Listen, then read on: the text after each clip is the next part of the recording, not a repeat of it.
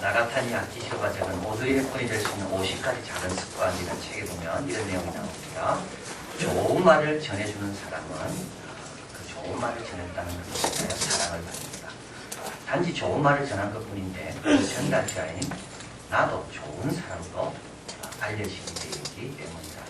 그러나 나쁜 말을 전하면 나도 덩달아 미움의 대상이 되기 쉽다. 저자는 또 릴케의 말을 인용합니다. 모든 것을 감수할 준비가 된 자만이 살아있는 관계를 지속할 수가 있다. 이 세상에는 존재감이 있는 사람과 존재감이 없는 두 사람의 부류가 있는 것이 따로 있는 것이 아니다. 같은 사람에게서 존재감을 느끼는 순간과 존재감을 느낄 수 없는 순간이 있을 뿐이다. 연기하지 말고 존재해라.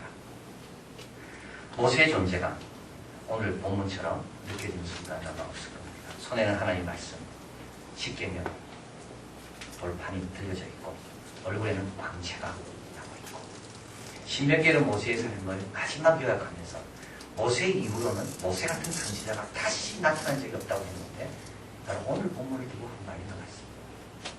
이 땅에 존재하는 모든 선지자 가운데 모세처럼 한 손에 하나님이 직접 쓰신 책을 든 선지자는 아무도 없었고 그 얼굴이 그렇게 광채가 나서 백성들이 접근하기 두려울 정도로 그런 얼굴을 가진 선지자는 아무도 없었습니다. 자, 이러므로 이제 아론의 사건, 또 금송아지를 섬기는 그런 사건이 이제 해결이 되고요. 그리고 이제 모세 얼굴에 있던 하나님의 영광이 이제 성막이 다 지어진 다음에 성막 위에 영광이 임하면서 출애굽기는 끝나게 됩니다. 그런데 이제 오늘 본문을 가만히 보다 보면 모세가 사실 이런 형편이 아니라는 것을 알게 돼요. 왜냐하면 모세는 지금 아주 힘든 상황입니다. 3천명이 죽었잖아요. 그리고 모세는 백성들이 누군지 알았습니다. 지긋지긋한 거예요. 아론이 누군지 알았어요. 자기는 아론이 충성스러운 줄 알았는데 하나님 맡겨주신 아론, 하나님 보내준 아론 좋은 줄 알았는데 자기가 자리를 조금 비운 틈을 타서 모세가 가져야 될 그 자리를 차지하는 아론 만나기 싫은 거죠. 또 하나님께서 모세에게 이렇게 이야기하십니다. 나는 다시는 이 백성들과 함께 못 올라가겠다. 대신 내 사자를 내가 보낼 테니까 그 사자가 인도하겠다. 그래서 모세는 참으로 이게 어떻게 해야 될지 모르는 그런 상황입니다. 기대 하나도 없고 실망과 자신감도 떨어져 있고 그런데 산에서 내려올 때 모세가 빛났다. 광채가 빛났다. 어떻게 그렇게 될 수 있을까? 오늘 본문에 몇 가지 얘기가 나왔는데요. 첫째 하나는 하나님과 말씀함으로 인하여 그 얼굴이 빛났다. 오늘 본문에 분명히 그렇게 말씀하죠. 29절에 모세가 그 증거 두 판을 자기 손에 들고 산에서 내려오네. 그 산에서 내려올 때 모세는 자기가 여호와와 말씀하였음을 인하여 얼굴에 거풀에 광채가 나나. 하나님과 말씀하고 나면 얼굴이 바뀐다는 말입니다. 하나님 한번 만나고 나면 우리 얼굴의 표정이 바뀌게 된다는 것을 말합니다. 모세는 하나님과 친구처럼 대화했다고 되어 있는데요. 그렇게 하나님과 친밀한 교제를 하고 오면 표정이 바뀔 수밖에 없지요. 하나님 얼굴을 만나고 왔는데 하나님 음성을 들었는데 그런데 여기서 우리에게 주는 큰 도전은 뭐냐면 누가 모세로 하여금 하나님께 가도록 만들었냐라는 겁니다. 누가 만들었습니까? 아론이 만들었고 백성이 만든 겁니다. 만약에 아론과 백성들이 금송아지를 만들어 섬기지 않았더라면 모세는 30 이상으로 끝납니다. 친구처럼 대화할 기회가 사실은 없었어요. 그 앞에 하나님과 많은 대화가 있었지만 그렇게 친밀하게 대화했다고 성경은 말하지 않습니다. 언제 하나님과 친밀하게 대화했다고 나와 있는가 하면 아론과 그 금송아지를 만든 백성들 때문에 모세가 힘들어서 하나님께 갔을 그때 모세는 하나님과 친밀하게 말했다고 되어 있습니다. 모세가 첫 번째 십계명 갖고 내려오잖아요. 이때 모세의 얼굴은 빛나지 않았습니다. 그러나 두 번째 내려올 때 모세가 빛나는 거예요. 여기에 우리의 비밀이 있는 겁니다. 어떤 형편이든지 우리는 하나님께 갇혀 있기 때문에 괜찮다는 겁니다. 어떤 어려움이라도 그것이 우리로 하여금 하나님께로 가도록 인도하기 때문에 오히려 우리는 그걸로 인하여 더 많은 복을 누릴 수 있다는 겁니다. 이거 하나만 깨달아도요, 신앙생활에 큰 덕이 됩니다. 성경에는 이런 이야기도 가르쳐 있습니다. 없었으면 바랬지만 오히려 그걸로 인하여 복을 얻은 이야기. 나는 거침돌인 줄 알았어. 방해물인 줄 알았어요. 근데 알고 보니 그게 나도 하여금 더 주님께 빨리 가도록 하는 디딤돌이 된 이야기. 바람이 세게 불어왔어요. 그래서 그 바람 때문에 나는 배가 뒤집히지 줄 알았는데 아닙니다. 그 바람 때문에 목적의 항구에 더 빨리 도달하는 이야기. 성경에는 다 그런 이야기예요. 요셉 형들 때문에 애굽으로 팔려갔습니다. 그러나 그 애굽에서 요셉은 좋은 훈련을 받고 애굽에 정리가 됐습니다. 다윗 사울왕의 시기를 받아서 얼마나 고생합니까? 그러나 사울왕을 피해 다니다가 누굴 만납니까? 아둘람으로 해서 400명의 무리를 만납니다. 근데 이 400명이 나중에 다윗이 왕국을 세울 때 다윗의 충신들이 다 됩니다. 이 새벽에 나오는 그 빌레몬은 아주 유복한 신실한 그리스도입니다. 근데 이 사람의 삶에 있어서 오네시모라는 이름만 떠올리면 기분이 나빠지는 그런 사건이 있게 됩니다. 오네시모는 종이었는데 도망친 겁니다. 그동안 오네시모에게 잘해준 것이 억울합니다. 오네시모는 생각하면 자라가도 벌떡 일어나게 됩니다. 그런데 이 오네시모 때문에 사도 바울이 편지를 보내요. 그리고 이 오네시모 때문에 주님의 용서가 뭔지를 깨닫게 돼요.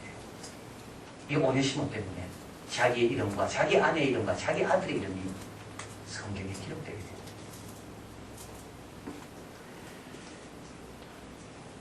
빌 클러웨이가 적은 돈 한 푼 없이 부자로 사는 법이라는 책이 있습니다. 이 가을에 여러분 조금 좀 기쁘고 싶다, 좀 재미있는 책을 읽고 싶다, 이 책을 읽으시면 됩니다. 이 책은 아주 유머러스하게 적고, 이 작가는 원래 사명이 세상을 웃기는 것이 자기 사명이다 생각하고 글을 적는 사람이에요. 그래서 한 분이 자기한테 누구한테 불평처럼 편지를 보냈대요. 아니 세상이 이렇게 복잡한데 왜 웃기는 글을 적냐고. 그래서 자기도 고민했대요. 근데 어느 날 아는 자가 자기도 편지를 보냈대요. 자기도 편지를 읽고 자기 책을 읽고 너무 유쾌하게 이 암을 이겨냅니다. 그래서 자기는 하나님께 주신 사명이라 생각하고 글을 재밌게 적는 사람. 자, 이 사람이 이렇게 말합니다. 진정한 부자는 변하고도 쳐내는 사람입니다. 진정한 부자는 직구만 쳐내는 사람이 아니라 변화구가 와도 쳐낼 수 있는 사람이 진정한 부자다. 진짜 믿음 있는 사람은 변화구도 쳐낼 수 있는 사람이 믿음 있는 사람. 내 기대와 다른 것이 온다 할지라도 그것을 믿음으로 가능할 수, 믿음으로 이겨낼 수 있는 사람이 진정한 믿음의 사람입니다. 모세는 어떻게 했나요? 회막을 짓습니다. 너무 답답하니까. 이거는 성막이 아닙니다. 성막은 나중에 짓고요. 회막이 짓습니다. 짐 많이 떨어진 곳에. 그리고 거기 가서 하나님 앞에 고백하고 대화합니다. 모세가 시내산에 우리는 두 번 올른 걸로 알고 있습니다. 첫째 십계명 받을 때 오르고 두 번째 십계명 받을 때.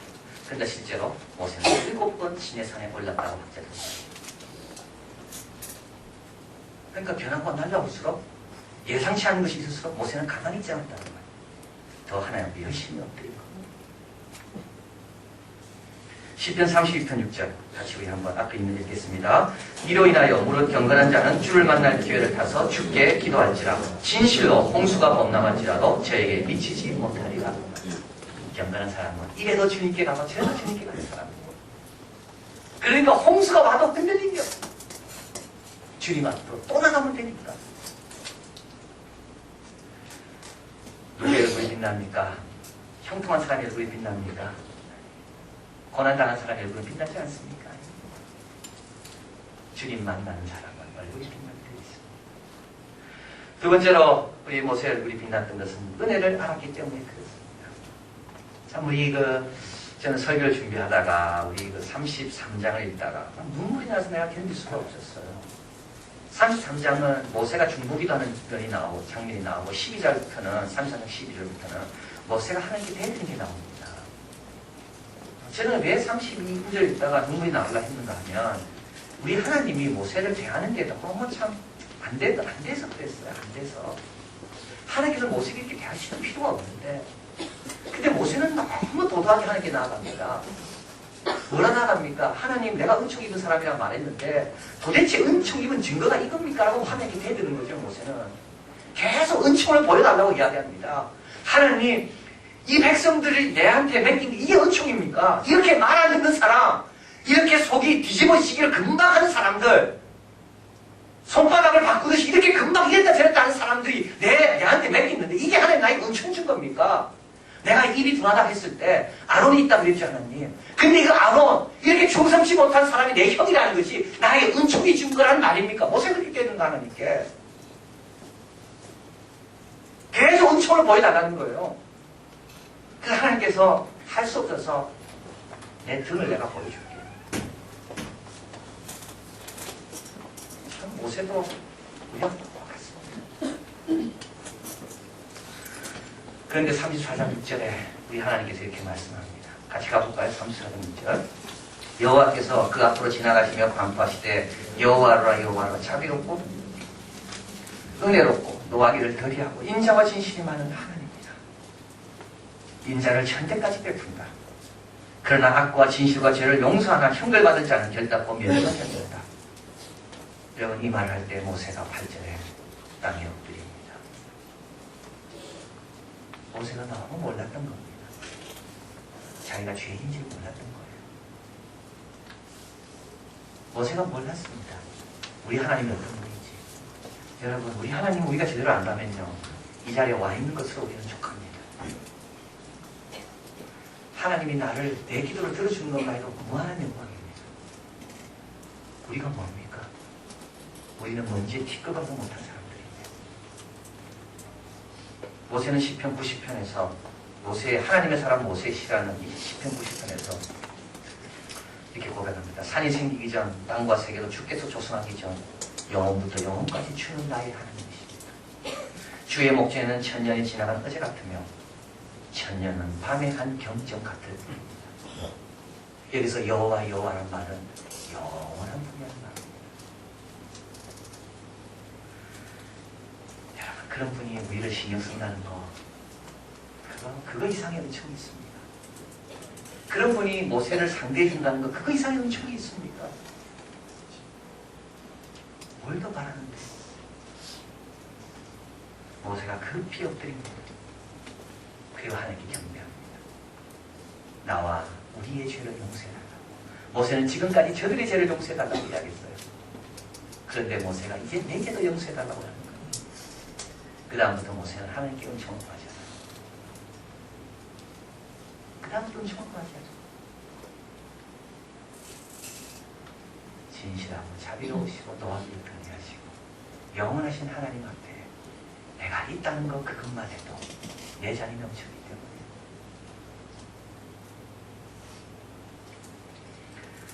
사도 바울은 우리가 네 가지 면에서 은혜를 받았다고 이야기합니다. 하나는 구속함입니다. 구속함이라는 것은 위기에 처한 사람을 살려내기 위해서 대신 대가를 지불해 준 겁니다. 우리를 구원하기 위해 예수님께서 하나님께서 대신 당신의 아들을 지불하신 겁니다. 중생입니다. 그리스도와 연합함으로 새 생명을 얻는 겁니다. 구속해내실 뿐만 아니라 하나님은 우리에게 당신의 생명, 영생 참여할 수 있도록 새 생명을 주시는 겁니다. 택함, 선택입니다. 많은 자 중에 우리를 택하셨습니다. 우리를 바로처럼 선택할 수도 있어요. 우리가 바로처럼 내버려둘 수도 있어요. 그러나 우리를 바로처럼이 아니라 모세처럼 우리를 불러주시고 그리고 보호, 우리 하나님은 우리가 끝까지 존 뉴턴은 찬송가 405장 나 같은 죄인 살리신 주문에 놀라와 잃었던 생명 찾았고 광명을 얻었네. 더 이상 뭘 바랍니까 여러분? 더 이상 불편할 게 뭐가 있나요? 잃었던 생명 찾았고 광명을 얻었는데 이제껏 내가 산 것도 주님의 은혜라. 또 나를 장치와 본향에 인도해 주시니 거기서 우리 영혼이 주님의 은혜로 해처럼 밝게 살면서 주 찬양하리라. 그런데 우리가 은혜를 빼앗기는 날이 언제냐 하면 이런 은혜를 못 느끼는 때가 언제냐면 다른 사람과 비교할 때입니다. 다른 사람 앞에 내가 이 정도 의로운데, 다른 사람보다 내가 이 정도 착한데, 모세도 똑같이 그랬어요. 저 백성들보다 내가 얼마나 주님 섬겼는데 나에게 대접하는 것이 이겁니까?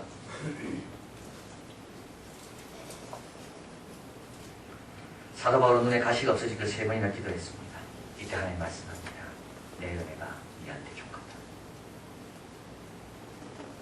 사도 바울은 그 다음부터 기도하네요. 눈에 가시는 게 기도 안 해요. 하나님 은혜가 되게 족합니다. 그리고 난 사도 바울이 이렇게 말하죠. 이제 내가 내 약한 것을 잘 알아가니 약할 때 꼭 강합니다.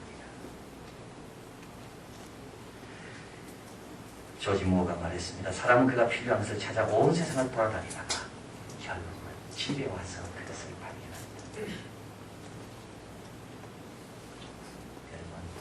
여러분 안에서 발견해야 돼요. 내 안에서. 내가 얼마나 은혜 받았는지는 내 죄 안에서 발견해야 돼요. 내가 얼마나 불성실하고, 내가 얼마나 교만하고, 내가 얼마나 불충성스럽다. 근데 노하기를 더디하시고, 인자와 긍휼이 많으시고, 영원하신 하나님, 이런 나의 예배를 받아줘요. 이런 나의 기도에 귀를 기울여줘요.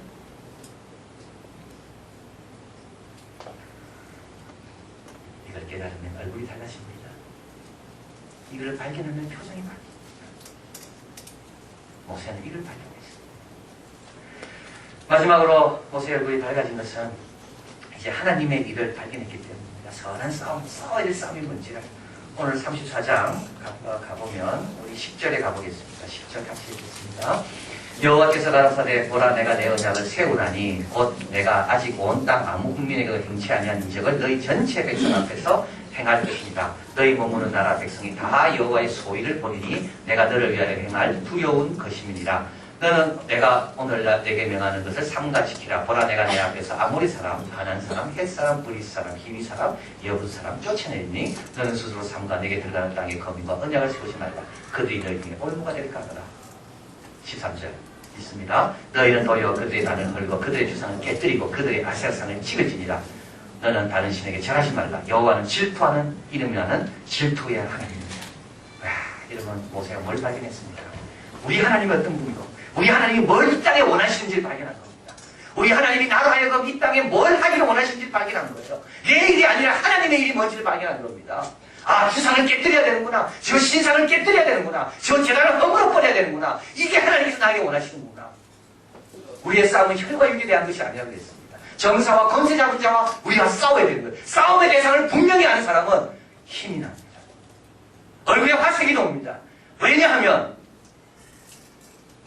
우리 안에 있는 우리 영혼이 기뻐하기 때문에 우리 안에 가시는 성령이 원하시는 여러분 한번 눈 감고 생각해 보십시오. 이 세상이 지금 하나님 뜻대로 이루어지고 있습니까? 우리의 직장이 하나님 뜻대로 이루어지고 있습니까? 우리 가정이 그렇습니까? 이를 위하여 하나님께서 나에게 뭘 하고만 하십니까? 그게 깨달아진 순간부터요. 우리의 발걸음이 달라집니다. 직장을 향해 가는 발걸음이 달라진다. 모세는 산에서 빨리 내려오고 싶었습니다. 왜냐하면 빨리 가서 아버지가 원하시는 그 일을 해야 되기 때문에 빨리 하나님이 원하시고 싫어하시는 그 일들, 저 주상들을 깨뜨리고 산당들을 멸하는 일들 내가 빨리 해야 되기 때문에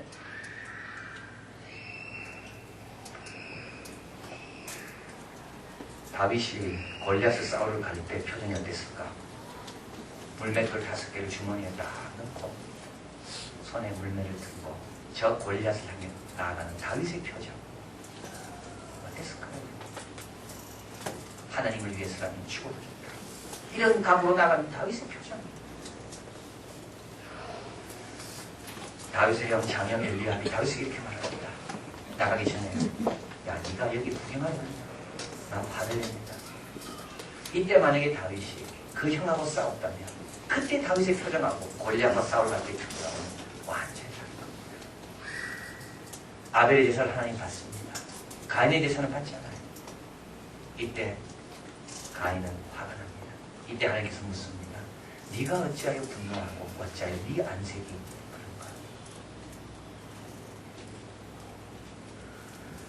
여러분 여러분 직장 출근할 때 어떤 표정을 가지고 갑니까? 여러분 예배 드릴 때 어떤 표정으로 합니까? 우리 하나님 영광 받으시고 우리 하나님 뜻이 이루어지기 위하여 나를 하나님 사용하기를 원합니다. 내가 하나님께 드리기를 원합니다. 이런 자세로 나갈 때 우리의 표정은 다릅니다. 빛난다.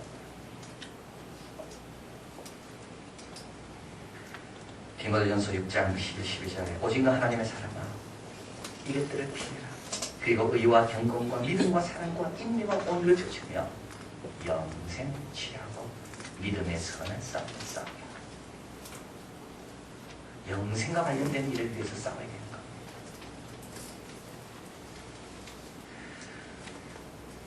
돈 한 푼 없이 부자로 사는 법에서 나오는 내용입니다. 저자가 5살 때 길가에 25센트짜리 동전을 주었습니다. 그는 그 돈을 어머니에게 보여주기 집으로 달려갔습니다. 그리고 어머니에게 말합니다. 난 이제 어디로 가든지 땅바닥에 돈을 찾을 거예요. 땅바닥만 쳐다보고 살 거예요. 현명한 어머니 그를 자리에 앉힙니다. 그리고 5달러짜리 지폐를 하숙에서 죽고 나서부터 돈을 더 찾으려고 나머지 인생을 허비해버린 어떤 남자에 대해서 이야기해 주었습니다. 엄마는 말합니다. 그는 한 번도 나무를 보지 않았다. 꽃도 한 번도 보지 않았다. 한 번도 새도 보지 않았고 100번이 넘는 무지개와 1000번이 넘는 석양을 놓쳤다. 그가 본 것은 오직 하수구뿐이었다.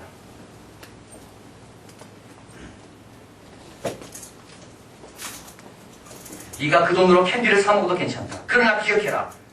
좀 더 높은 것을 봐야 한다는 것을.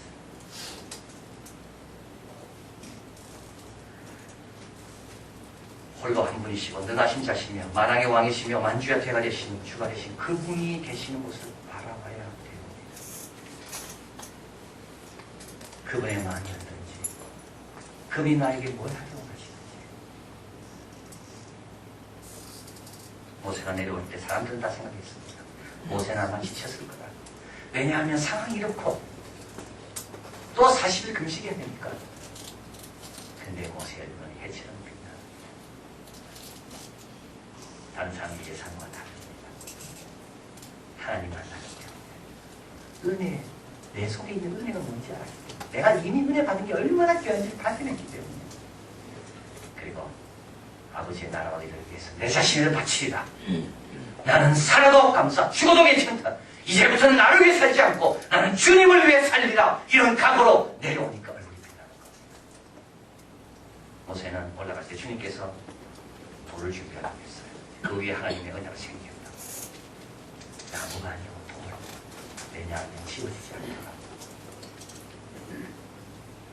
여러분 오늘 들은 이 말씀 돌 위에 새기십시오. 지워지지 않도록. 그러면 우리 얼굴 언제나 빛날 것입니다. 그 빛나는 광채가 다른 사람에게 영향을 미쳐 주님이 원하는 일들